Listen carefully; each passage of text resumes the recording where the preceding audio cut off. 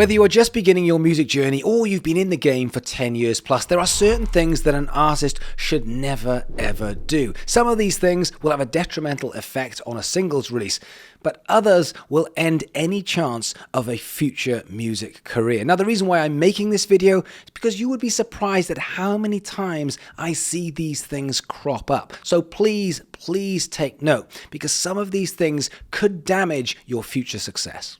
Number one, never sign a contract without legal advice. And let me give you an extra tip. I am not legal advice. I'm always getting sent contracts, whether it's record deals or management contracts, and people are going, all right, Damo, what do you think? I think I'd be really stupid to give you advice on legal matters when I have no legal background, and I think you'd be really dumb if you accepted my advice considering I have no legal background. The thing is, cutting corners on legals means you have no comeback further on down the line when you just realize that someone has turned your back passage into a windsock. So therefore, always get legal representation. And it's not as hard as it sounds. All you've got to do is literally a simple Google search with music industry lawyer, and you will find people that you can drop a line to and say, I've been offered this deal, what do I need to do next? Number two, never ever buy social media followers. I know it's ridiculous, I shouldn't even need to say this in this day and age, but it happens all of the time. Look, I'll tell you what this is like. When you get like a 50 to 60 year old man with a beer belly who's decided to get abs surgically implanted. Look, it's fucking creepy, we can all tell, it doesn't work, don't do it. The big problem with buying fake followers is exactly that. They are fake followers. So therefore, they are not going to engage by the very nature that they are not real, but they will feed bad data into your platform. So if you've got 3, 4, 5,000 fake followers on your Instagram and then you post a piece of content, what's going to happen? The platform is taking all of the data it's got and saying, I think I know what to do with this, and then pushing stuff out and going, nope, I was completely wrong. But it's not going to blame themselves. It's going to say, I don't know why this is not working. It's probably you, and that's why you're going to stay in 200 view jail. Number three is never boost every single post. Now, this is such an ego move, and I totally am on board with advertising, and I have no problem with boosting certain pieces of content. The problem is if you're boosting every single piece of content, you are doing damage. Now, a couple of months back, I got approached by an artist who, let's say, had a lot of money. And when I say a lot of money, we're talking Bugatti type money that they wanted to invest in their music career. So I was like, yeah, let me have a look. As soon as I looked into the back of their social media, I was like, hang on a minute, why have you got more likes, more views, and more engagement than Taylor Swift, the most famous person on the face of the planet? It was so clear and so obvious that this just wasn't real. Now, the artist was wondering why they weren't getting any opportunities, even though they had views and they had traffic, they had engagement, and they had, as far as they were concerned, a real audience. The problem is it looked fake. Nobody believed it. I am all up for using some budget to make sure you're getting the right message in front of the right people. But it has to be that, the right message and the right people. If you're just boosting anything and everything to anybody, then all you are doing is not building a fan base. All you are doing is throwing stuff out there. You are going to break your algorithm. And more importantly, if you are feeding that much into the platform's going to get hungrier and hungrier and hungrier for your budget. Just like a belly. You're feeding the belly. What does it want? It wants more food. Now, if you are going to use boosts, which there's nothing wrong with that, is make sure you are making good quality organic content, which means the content is doing the job first. Once it's doing the job and finding the audience, there's nothing wrong with putting a little bit of extra weight into it to make sure that the platform knows who to send it to find more people. There's nothing wrong with that. The problem is if you aren't letting the platform do its work, all it will do is spend your money for no reason.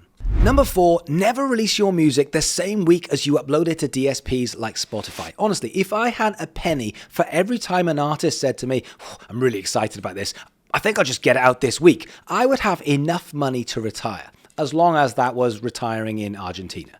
I get it, you are excited, but this is like flying a plane. You need to do your checks on the ground before you take off, because doing your checks in midair is a little bit scary. And I promise you, when it comes to releasing music, things will go wrong. Number five, never leave your royalties unclaimed, which means your publishing royalties, your mechanical royalties, your performance royalties. If you are not on top of these, then they will go missing, and you don't know where your music is being played. So therefore, do yourself a favor. Sign up to your performing rights organization, make sure your aggregator is collecting all of your money, but if it isn't, then you can sign up to things like Song Trust, which deals with publishing royalties, or Sound Exchange, which deals with recording royalties. Make sure that that money, which is yours, is being claimed. Number 6, never send your music via email. Look, it's 2024. You do not need to attach an MP3 or a WAV file onto an email. Just upload your music somewhere and then send the link. It is nothing worse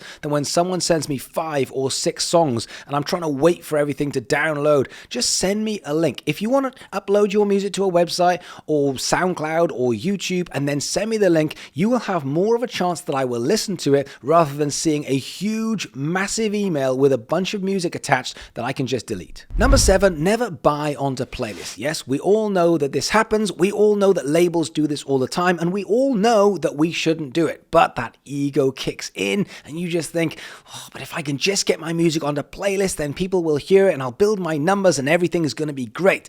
The problem is, just like anything else, there is too much fake stuff into playlists, and at least labels have the common decency to do their due diligence when it comes to where they are putting their music. Remember, Spotify uses data, and bad data is still data. Bad data will mess up your fans also. Like, bad data will mess up which playlists that your music should or shouldn't get into. But also, it's obvious because now everything is so transparent on Spotify. If you are a country folk artist from Texas, but your audience is in Pakistan, then it's pretty clear that that isn't fitting together. What are you going to do? Pack up my cowboy hat. We're going on tour to Islamabad. Number 8, never give a platform an excuse to shadow ban you. Now, there are several reasons why you might get shadow banned. Religion, politics, smoking, swearing, graphic visuals, any of these things means that you could potentially get a shadow ban. And for me, it's just not worth it. Unless you are a political artist like Rage Against the Machine, and that's a big part of your brand, why not just keep it clean, build your audience in order to be able to use your voice in other places that won't shadow ban you. And also, an extra tip on this is never delete content from TikTok. It hates it, and one of the things it will do is shadow ban you for deleting content. Your best bet is to hide the content so no one can see it instead of deleting it. Number 9, never troll people in your comments. This week, I saw an artist that we work with have a comment on their TikTok which just said, "Your music is shit." Nice and original, and something that happens all of the time. But instead of ignoring it, they added a comment underneath which said, "Yeah, well, you are an ugly pig." Now, I grant you, that was very funny. The problem is it's not helping anybody. People are going to see that comment. People are going to judge you on that comment. And more importantly, most people will be scared to engage. And if they're not engaging, then you are damaging and destroying your engagement, which will lead to less numbers and less reach. So keep it light. If it affects you, delete it. Or if you can, ignore it. But more importantly, don't troll the trolls. Number 10, even worse than trolling the comments is ignoring the comments. It really pains me when I'm doing a case study on someone's socials and I see 4 or 5 people that have commented with really positive things around your music and you've ignored them. They've said something like, "Oh, dude, this song is so good." There's nothing. And I just think, you're in this to build a fan base. You came saying, "I want a fan base. I want people to love me and love my music." This is the easiest, quickest way of converting a fan. Someone says, "I love this." All you've got to do is say, "Oh, dude, thank you so much. I really appreciate this. Have you heard any more of my music? I'd love to get your thoughts." Something as simple as that means that person's going to feel like they've been looked after, and they're probably going to comment again. What's that going to do? It builds your engagement and it pushes that person one step closer into being a fan. Number 11, never ignore a copyright license. I'll make this really, really simple. If you use someone else's music, someone else's work, then you have to get a license. The amount of times I hear people say things like, "Oh, I think there's like a 3-second rule." It's not a piece of pizza that fell on the floor at a party. This is somebody's work, which means if you use someone else's work, no matter how small, you need to get the right license. Now, if you don't get the right license, then that person has the right to put a copyright claim against you or a copyright strike against you, which is even worse. And more importantly, down the line, should you make any money, they're just going to come and sue you. So either don't use anyone else's work or, very simply, get the right license. Number 12, never send tracks with swearing to radio. Always send a radio edit and always make sure they know it's a radio edit. Now, I fell foul to this because many years ago, I was a radio DJ, and one time someone gave me a CD, this was back when CDs, gave me a CD, and I was like, great. I put it in when I got to the radio station. I listened to the first 30 seconds, and I was like, oh, this is banging. I'm going to play this tonight.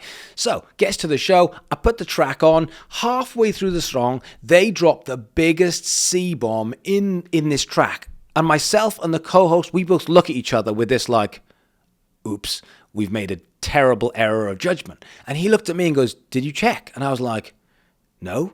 And we were like, oh, well, we had to carry on. Anyway, the next day, we get hauled into the office, the powers that be, and they're hauling us over the coals. Why didn't you check? And I was like, and it was completely and utterly my fault. I was just like, yeah, I trust them. I'm sure it's fine. It doesn't say radio edit. I'm sure it's fine. It was my fault, but would I ever play that artist on radio ever again? No, of course I wouldn't. That's it. They fucked it. They messed it up. So do yourself a favor, just make sure that you do the work for people and send through a radio edit. Number 13, never send essays via email. This is my personal pet peeve. Most people are busy, and don't forget, your life's work is somebody else's 30 seconds. So be respectful of their time, which means if you book in a meeting for 10 minutes, stick to 10 minutes. If you are sending an email, send the smallest amount of information that gets the point across in the best way. You still need to do your job, but you have to be respectful. And do you know the reason why? Is because if I see an email come through that's got 17 paragraphs, I just go, oh, nah, and I'm gone. I've just deleted it. I've just got, I'll come back to it later. And then I forget and I don't get round to it. Who's that affecting? It's affecting you. Number 14, never leave your social media handles unclaimed. And I get it, you don't like TikTok because of Chinese spyware, blah, blah, blah. Yeah, I get it. Get the handle anyway, right? Last year, I had a real problem where someone messaged me on Instagram and they said, I've paid it, when do we start? And I was like, what? He was like, paid it, let's do this. And I was like, what have you paid? Turns out someone had claimed my Telegram handle and had a blue tick. Like, who uses Telegram? Who gives a shit about Telegram?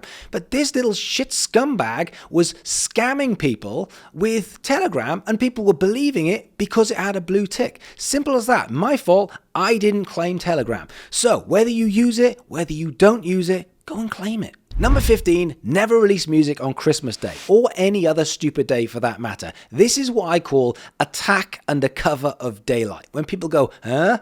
It's so stupid. It's actually genius. No, it's actually so stupid, period. Simple as that. If you release music on Christmas Day, people are busy. They're not going, that was clever. They're going, no, I'm eating. I'm arguing with the family. I'm watching Superman 3 and Back to the Future on TV. Like, I'm not here for new music. Same thing goes for Thanksgiving. Same thing goes for New Year's Eve or any other big day.